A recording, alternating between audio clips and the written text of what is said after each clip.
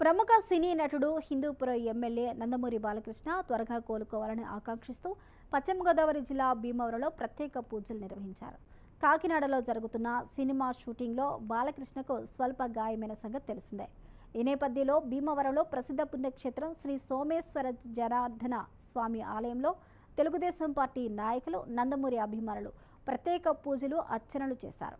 బాలకృష్ణ సంపూర్ణ ఆరోగ్యంతో, రెట్టింపు ఉత్సాహంతో త్వరగా కోలుకోవాలని, ప్రజాసేవలో, సినీ రంగంలో తన ప్రస్థానాన్ని మునుపటిలాగే కొనసాగించాలని స్వామివారిని ప్రార్థించారు.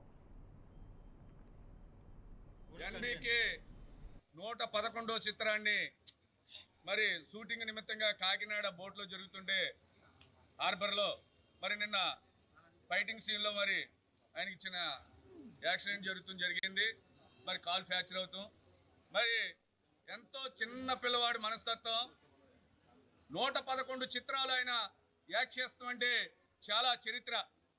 మరి ఈ 111వ చిత్రం ఎంతో విజయవంతం అవ్వాలని, ఎంతో యాగవంతంగా పూర్తి చేసుకోవాలని, ఏదైనా సరే సినిమా ఉంటే ఆయన డూబులు ఎక్కువ ప్రాధాన్యత ఇవ్వరు, ఒరిజినాలిటీ చేయాలని చెప్పి మరి డైరెక్టర్ల, నిర్మాతలను కూడా అడుగుతాం జరుగుద్ది.